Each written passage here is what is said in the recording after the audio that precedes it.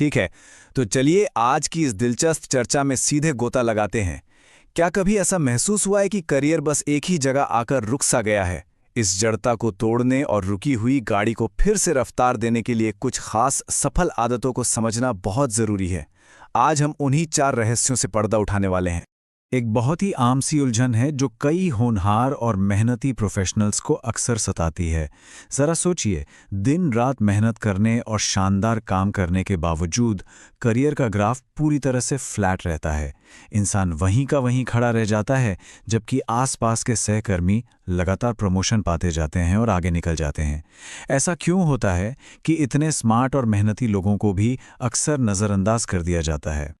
इस उलझन का एक बड़ा ही व्यावहारिक और शानदार जवाब मिलता है डिक लाइल्स की किताब winning habits 4 secrets that will change the rest of your life में।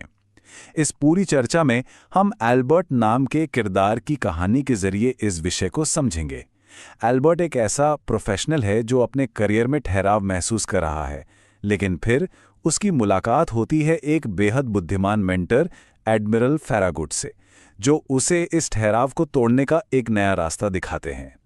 एडमिरल फैरागुट अपने शिष्य के लिए सफलता का एक बिल्कुल नया पैमाना तय करते हैं, और वो है एक पेस सेटर बनना। अब ये पेस सेटर क्या होता है?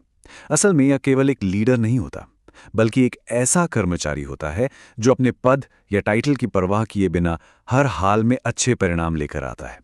ये एक ऐसा इंसान है जो स्वाभाविक रूप से सफलता और अवसरों को अपनी ओर खींचता है। तो आज की इस चर्चा का हमारा रास्ता कुछ ऐसा दिखने वाला है।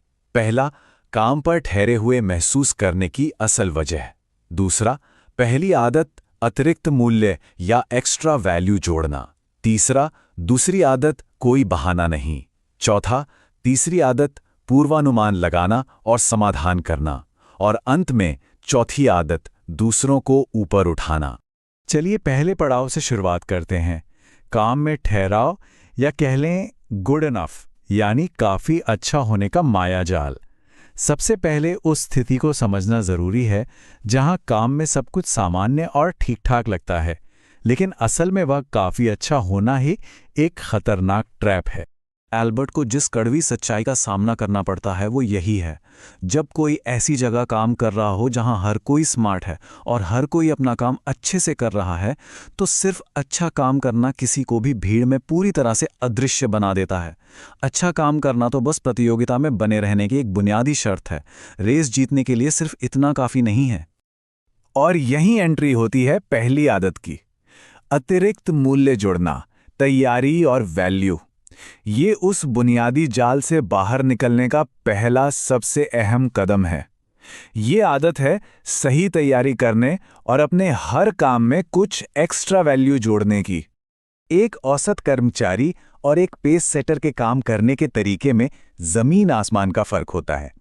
एक तरफ वो लोग होते हैं जो सिर्फ उतना ही काम करते हैं जिससे काम चल जाए या नौकरी बची रहे, लेकिन दूसरी तरफ वो पेस सेटर हैं जो काम पर सबसे पहले आते हैं, सबसे आखिर में जाते हैं और प्रोएक्टिव होकर कुछ ऐसा अतिरिक्त मूल्य जोड़ते हैं जो पूरी टीम के लिए सच में मायने रखता है। महान वैज्ञानिक एल्बर्ट आइंस्टाइन का एक बहुत ही शानदार कोट एडमिरल यहाँ शेयर करते हैं। ये इस बात पर जोर देता है कि बड़ी सफलता की चाबी केवल जन्मजात बुद्धिमत्ता नहीं है, बल्कि ये लगातार डटे रहने, अपनी ही गलतियों से सीखने, यानी खुद की आलोचना करने और काम के प्रति गहरी लगन बनाए रखने की क्षमता है। यही वो जिद है जो इंसान को साधारण से असाधारण बनाती है। चलिए अब दूसरी आदत की तरफ बढ़ते हैं, कोई बहाना नहीं, यानी पूर्ण जवाबदेही। ये आदत अपने आप पर एक बहुत ही सख्त लेकिन ज़रूरी नज़र डालने की मांग करती है। अहम बात यह है कि सिर्फ बहुत सारा प्रयास करना, हमेशा व्यस्त दिखना या किसी काम में आने वाली असली मुश्किलों का रोना रोना, ये सब कभी भी रिजल्ट देने का विकल्प नहीं हो सकते।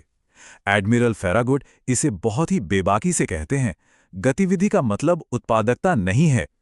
काम करने का दिखावा करना और असल में नतीजे देना दोनों बिल्कुल अलग बातें हैं। और यहीं से एक बहुत ही सरल लेकिन सख्त आंतरिक मंत्र निकल कर आता है, कोई बहाना नहीं। जब भी किसी छूटी हुई डेडलाइन को सही ठहराने का या खुद को तसल्ली देने का मन करे, तो बस इस मंत्र को याद कर लेना चाहिए। अगर लक्ष्य पूरा नहीं हुआ है तो स्पष्टीकरण चाहे कितने भी लॉजिकल क्यों ना हों, वे परिणामों की कमी को पूरा नहीं कर सकते। अब आते हैं तीसरी आदत पर, पूर्वानुमान और समाधान, एक ढांचा। ये इस पूरी चर्चा का सबसे तकनीकी और दिलचस्प हिस्सा है। ये तीसरी आदत हमें बताती है कि एक सच्चा पेस सेटर समस्याओं के सामने आने से पहले ही उन्हें कैसे खत्म कर देता है।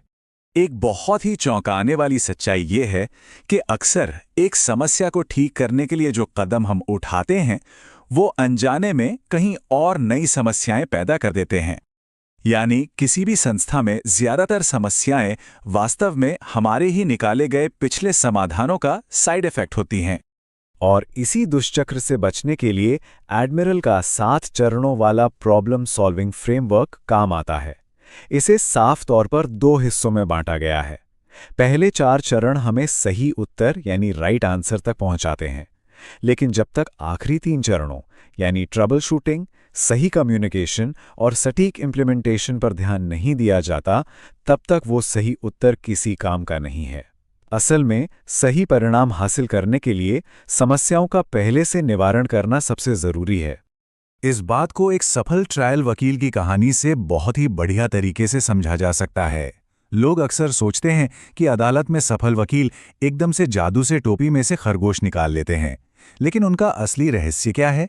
उनकी टोपी में पहले से ही 10 खरगोश मौजूद होते हैं। वे आने वाली समस्याओं का पहले ही अंदाजा लगा लेते हैं और उनके पैदा होने से पहले ही समाधान अपनी जेब में तैयार रखते हैं। यह हमें चौथी और शायद सबसे प्रभावशाली आदत की ओर ले जाता है, दूसरों को ऊपर उठाना, सर्वेंट लीडरशिप। यह बड़ी खूबसूरती से समझाता है कि हमें केवल अपने व्यक्तिगत काम और अपने स्वार्थ से आगे देखने की जरूरत क्यों है।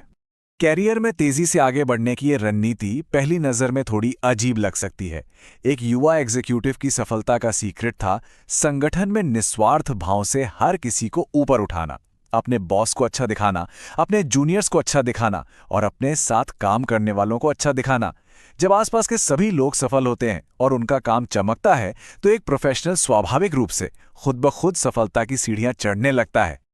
इसके पीछे का लॉजिक बहुत ही सीधा है। आक्रामक होकर अपने काम का क्रेडिट लूटने की कोई जरूरत नहीं है, क्योंकि सच्चाई ये है कि एक समय के बाद हर कोई सब कुछ जान जाता है।